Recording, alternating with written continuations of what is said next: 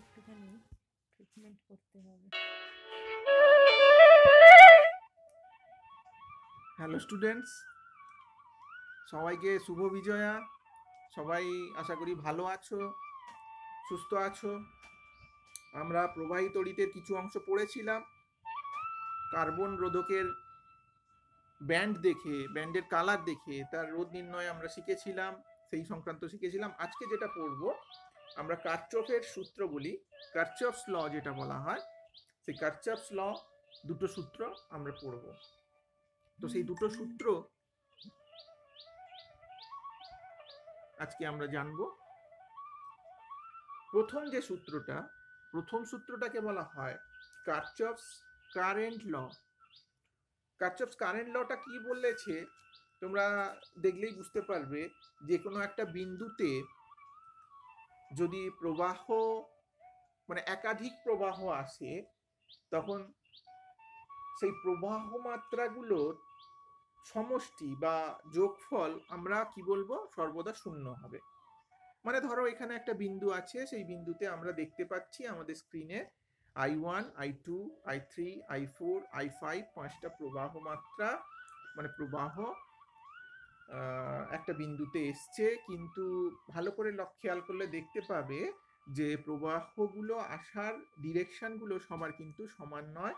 কিছু প্রবাহ বিন্দুটার দিকে যাচ্ছে আর কিছু প্রবাহ বিন্দুটা থেকে বেরিয়ে যাচ্ছে। তাহলে আমরা সেই জন্য কি করব না, যেই প্রবাহটা বিন্দুটার দিকে যাচ্ছে সেই প্রবাহটাকে ধনাত্মক ধরবো, আর যে প্রবাহটা বিন্দু থেকে দূরে সরে যাচ্ছে, বেরিয়ে যাচ্ছে, তাকে ঋণাত্মক ধরবো। তাহলে এক্ষেত্রে আমরা কি লিখবো, I1 প্লাস I2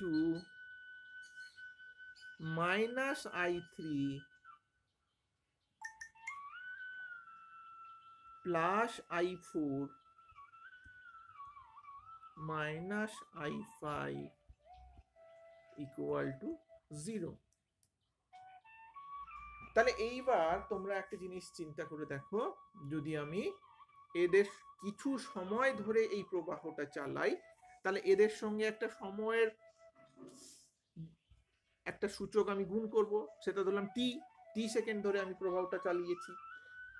তাহলে প্রত্যেকটা ক্ষেত্রে এবার কি হলো, I1t plus I2t minus I3t plus I4t minus I5t, তাহলে ইকুয়াল টু 0। এবার তোমরা জানো যে প্রবাহ মাত্রা আর সময়ের গুণফলকে আমরা কি বলে থাকি, প্রবাহ মাত্রা আর সময়ের গুণফলকে আমরা বলি আধান। তাহলে প্রত্যেকটা আধানের যোগফল ওই বিন্দুতে শূন্য হয়ে যাচ্ছে। সেই জন্য এটাকে আমরা বলতে পারি যে আধানের সংরক্ষণ সূত্র, বা আমরা এটাকে সংক্ষেপে যদি এরকম লিখি, সামেশন অফ কিউ আই। এক্ষেত্রে যেহেতু আই এর I1 I2 ভ্যারিয়েশন আমরা লিখেছি, I ইকুয়াল টু তাহলে 1 to 5 ইকুয়াল টু 0 কি হয়ে যাচ্ছে, 0। এইটাকে বলা হচ্ছে আধানের সংরক্ষণ সূত্র। এরপর আমরা যেটা জানবো সেটা হচ্ছে যে দ্বিতীয় সূত্রটাকে বলা হচ্ছে কারচফস ভোল্টেজ ল। কারচফস ভোল্টেজ ল, দেখো তোমাদের একটা ছবি আঁকা আছে স্ক্রিনে 2 নম্বরে। I1 একটা প্রবাহ, সেই প্রবাহটা দুটো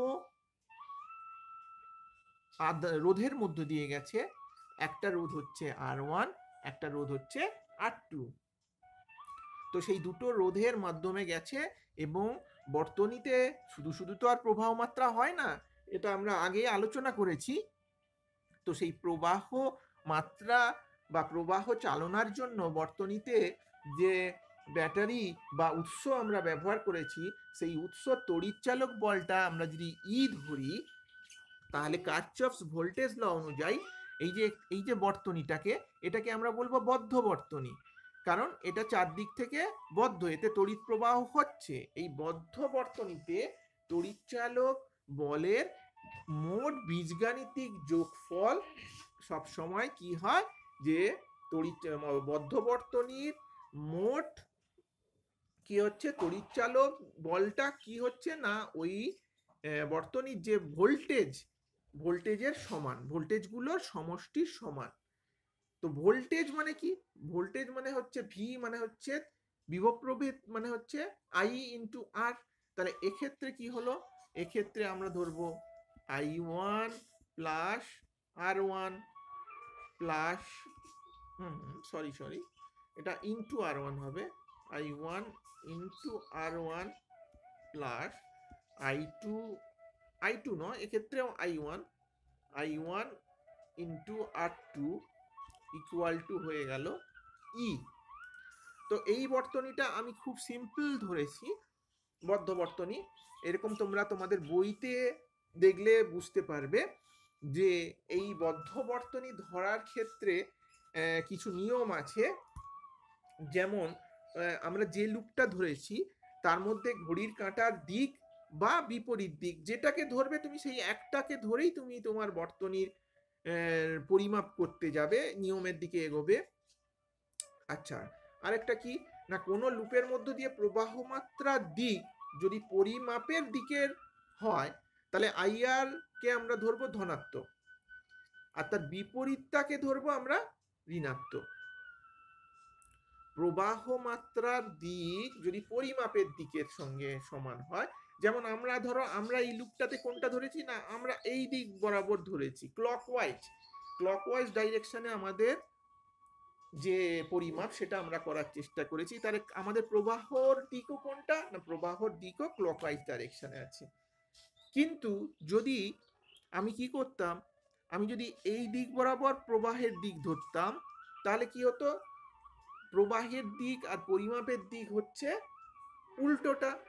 তাহলে উল্টোটা হলে তাহলে কি হবে না, এইটা হয়ে যেত মাইনাস, এইটা হয়ে যেত মাইনাস, তখন এটাও মাইনাস করতে হতো। কেন না, কোনো লুপের অন্তর্ভুক্ত উৎস যদি পরিমাপের দিকে তড়িৎ প্রবাহ সৃষ্টি করে তাহলে সেটাকে আমরা কি ধরবো না ধনাত্মক, আর পরিমাপের বিপরীতে যদি প্রবাহ মাত্রা সৃষ্টি করে তাহলে ঋণাত্মক। এক্ষেত্রে দেখো পজিটিভ থেকে নেগেটিভে তড়িৎ প্রবাহ সব সময় যাবে, কিন্তু আমাদের যদি আমরা যেটা লুপটা ধরেছি, আমরা যে পরিমাপ করছি পরিমাপের দিকটা যেহেতু এক্ষেত্রে উল্টো হচ্ছে তাহলে সেই জন্য এটা মাইনাস দিতে হবে। কিন্তু আমরা যদি এই দিকেই ধরতাম প্রবাহ তাহলে কিন্তু এটা মাইনাস হতো না, এটা প্লাস হয়ে যেত, তখন সবগুলো প্লাস হয়ে যেত, ব্যাপারটা সব ক্ষেত্রেই একই থাকছে।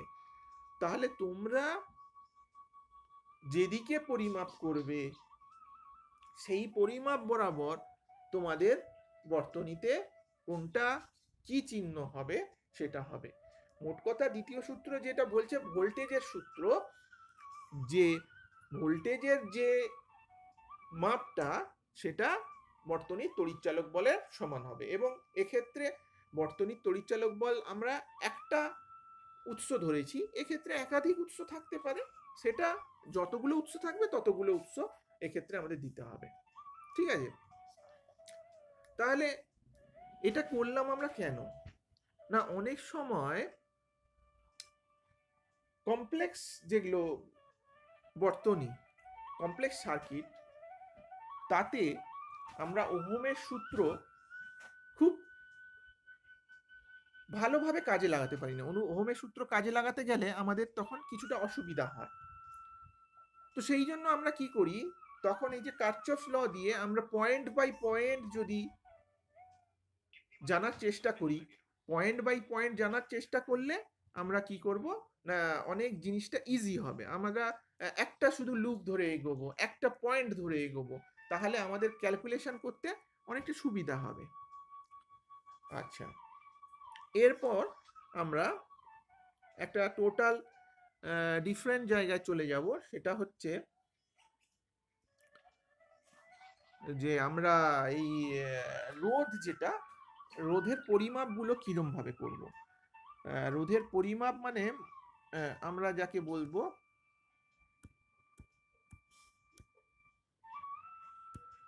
Measurement of resistance. তো এই মেজারমেন্ট অফ রেজিস্ট্যান্স কিভাবে আমরা করতে পারি না, খুব ইজি। আমরা ওহমস ল কাজে লাগাবো।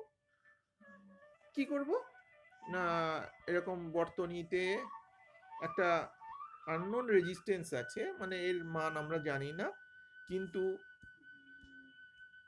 এই কোষটার তড়িৎচালক বলটা আমরা জানি, কোষের মধ্য দিয়ে আমরা যখন তড়িৎ প্রবাহ পাঠাচ্ছি আমরা সেটা জানি। আমাদের একটা মিটার আছে যেটাকে অ্যামমিটার বলবো, সেটার মধ্যে এই কোষের মধ্যে দিয়ে কত কারেন্ট যাবে সেটা আমরা মাপতে পারি, প্রবাহ মাত্রাটা। আর আমি কি করব, একটা ভোল্ট মিটার এখানে লাগিয়ে দেবো। এ কি করবে না, ওই রেজিস্ট্যান্সের এগেনস্টে তার ভোল্টেজ ড্রপটা মাপবে। তাহলে আমি সাইমেন্টেনিয়াস দুটো মেজারমেন্ট করতে পারি, একটা হচ্ছে কারেন্ট আর একটা হচ্ছে ভোল্টেজ। তাহলে তুমি একটা মেজারমেন্ট করলে, সামথিং কারেন্ট পেলে, সামথিং ভোল্টেজ পেলে।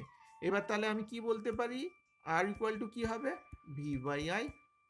তাহলে আমি রেজিস্ট্যান্স মেজারমেন্টের এত চিন্তা ভাবনা করব কেন? এ তো খুব ইজি প্রসেস। ঠিকই বলেছো ইজি প্রসেস, কিন্তু একটা জিনিস চিন্তা করো, এইখানে ভি যেটা মাপছে, ভিটা শুধু কি এই রেজিস্ট্যান্সের এগেনস্টে যে ভোল্টেজ ড্রপ হচ্ছে ওইটা মাপছে? না, ভোল্টমিটার যেটা হওয়া উচিত একদম অসীম রোধ সম্পন্ন হওয়া উচিত, মানে ভোল্টমিটারের মধ্যে দিয়ে কোনো কারেন্ট যাবে না, কিন্তু বাস্তবে সেরকম হয় না।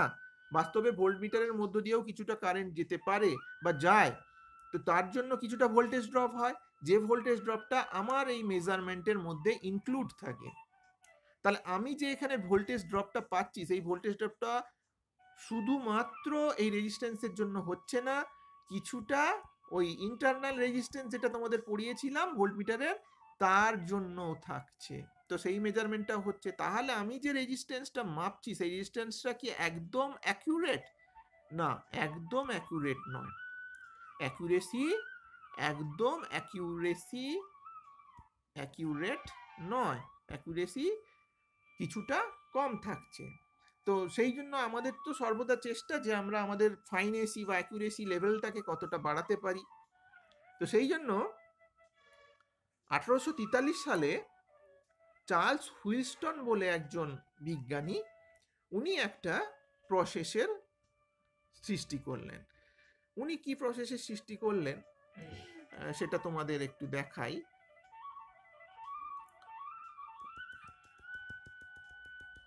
দেখো তোমরা যে 4টা রেজিস্ট্যান্স উনি নিয়েছিলেন, তো সেই 4টা রেজিস্ট্যান্সকে উনি একটা বর্তনীর আকারে রাখলেন। কেমন না,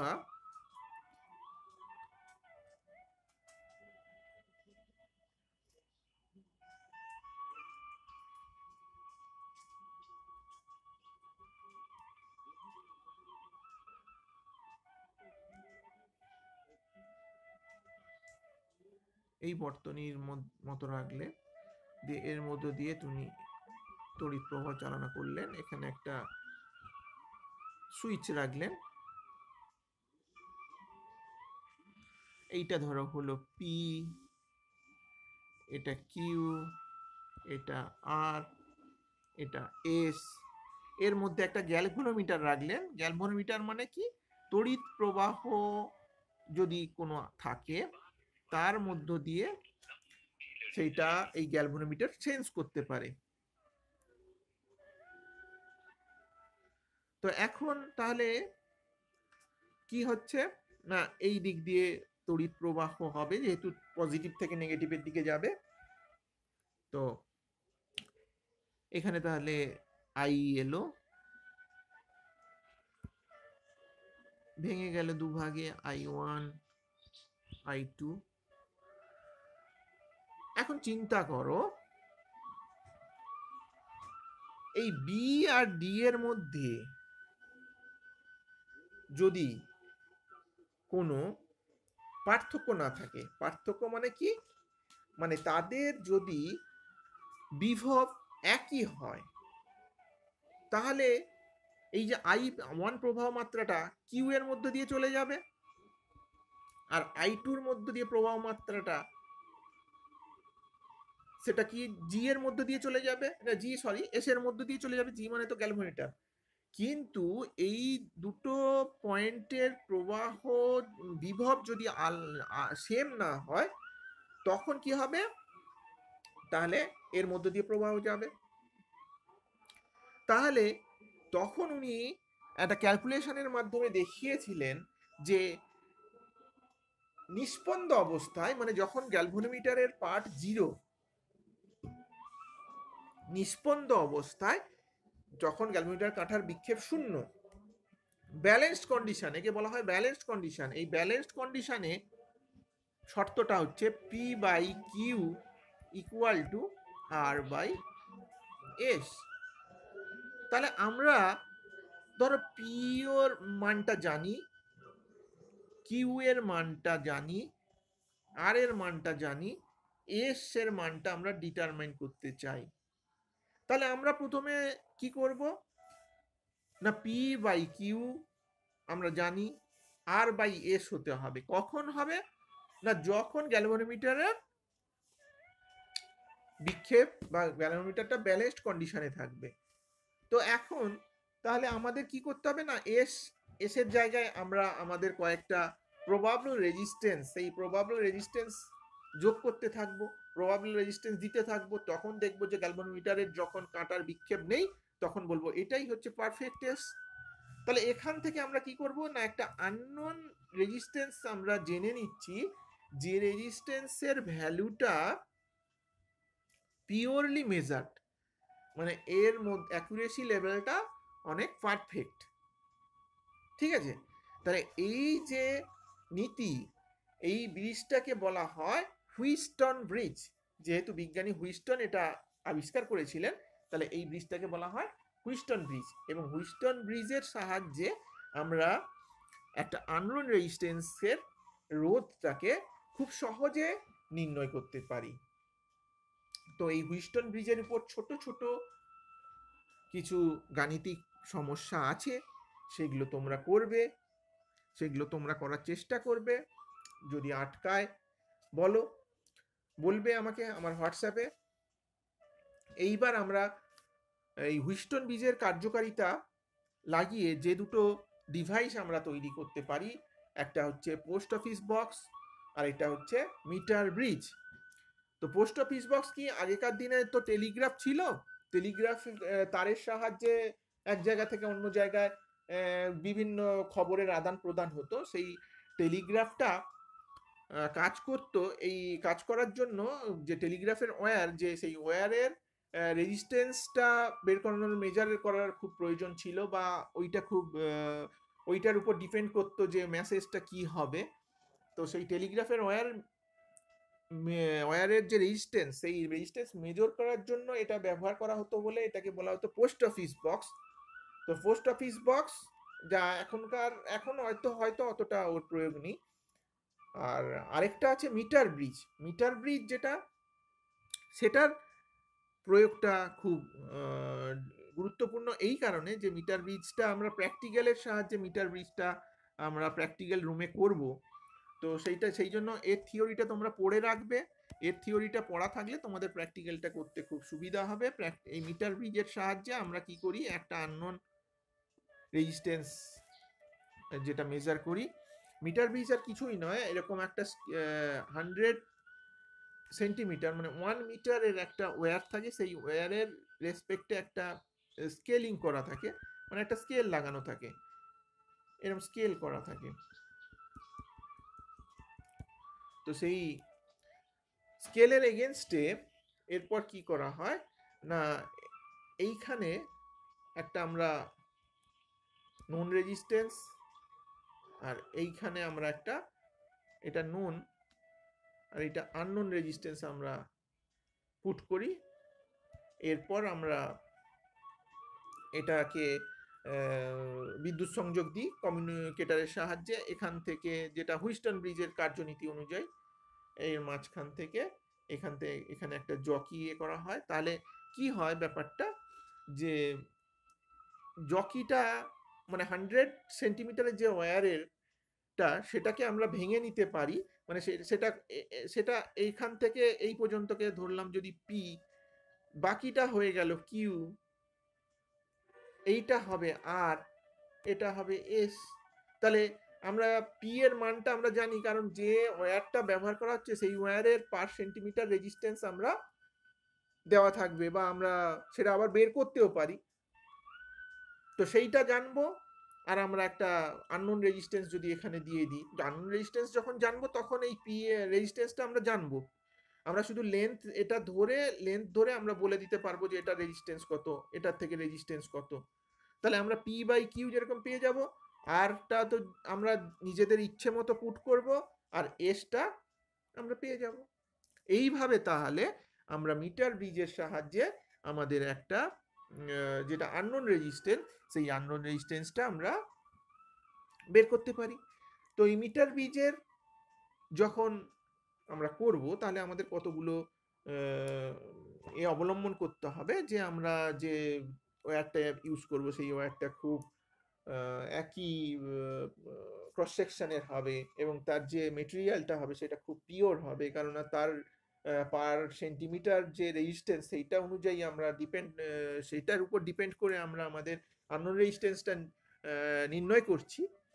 এইভাবে তাহলে কয়েকটা ত্রুটি আর কয়েকটা বিচ্যুতি সেটা তোমরা পড়বে ক্লাসে। তো আর সব কিছু পুঙ্খানুপুঙ্খভাবে বলা সম্ভব নয়। তোমাদের যেটা পড়ার সেটা আমরা বলে দেব, তোমাদের সেটা কিছুটা নিজেদেরকে পড়তে হবে। আর যদি কোনো অসুবিধা হয় সেটা আমরা দেখব। তাহলে আজকে প্রবাহ তড়িতের এই অবধি থাকলো। এর পরের দিন আমরা তাপ তড়িৎ ক্রিয়া সেটা করার চেষ্টা করব, তাপ তড়িৎ ক্রিয়াটা করার চেষ্টা করব। তাহলে আজ এই পর্যন্ত থাকলো। সবাই ভালো থেকো, সুস্থ থেকো।